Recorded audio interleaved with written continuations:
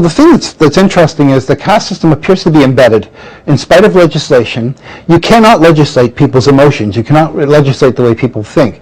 Do you really believe the caste system is going? It is melting, yes. The only place where people feel very strongly about castes are two. One, when it comes to elections, and two, when it comes to marriages. In other places, you can see here and there bigoted people acting on the basis of caste. But I think in the urban centers, there's hardly any. In the rural areas, we now find teachers who don't belong to the Brahmin caste. There are others from other castes. They're getting appointed by central legislation. And naturally, therefore, the melting process is going on. How fast it will go towards the end, I can't say, but it's quite clear that caste has become irrelevant. But one of the things we've followed on this particular TV program over the years is news of people converting to Buddhism or Christianity, rather large-scale conversions. Why does that take place? We understood that was to escape the strictures of a caste system. I don't agree that the conversions are large-scale. So are people converting to escape the stricture of the caste system?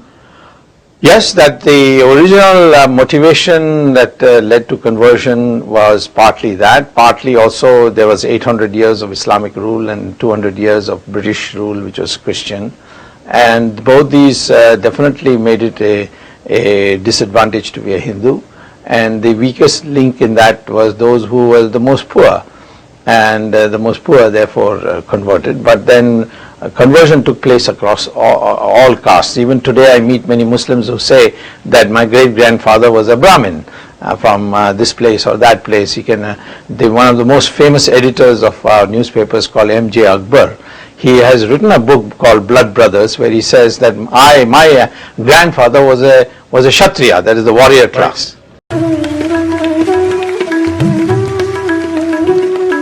Rajivji, my question is, there's a lot of convergence happening in India right now, in the states of Kerala and Tamil Nadu and Andhra Pradesh, my native home village.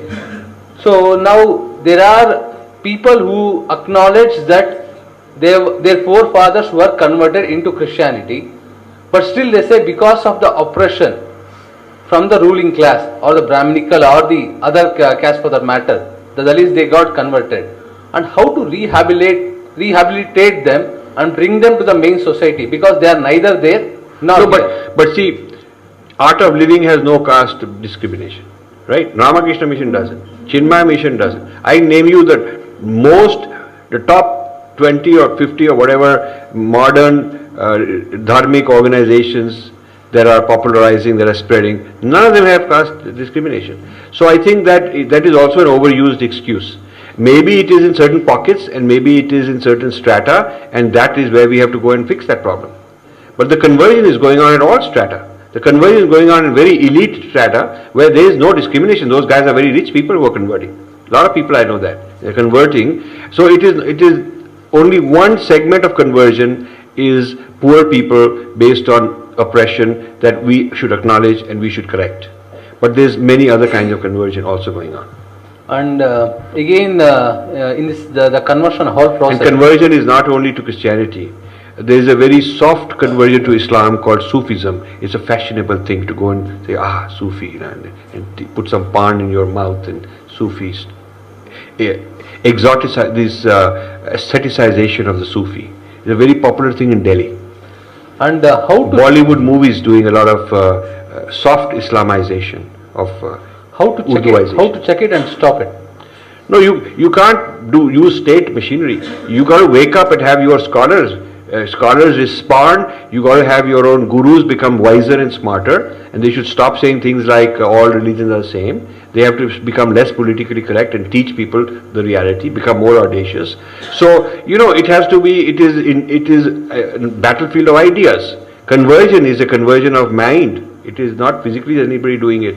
Conversion means your mind has switched from what it was to something else. Somebody has given you a different narrative and changed your mind. So if you want to fight the battle of conversion, it's a battle of ideas. It's a battle of arguments. So you got to have people who are better at that. In any game, if you're losing, you just have to have better players.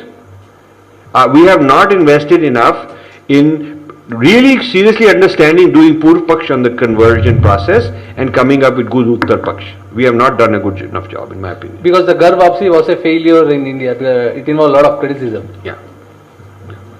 Please.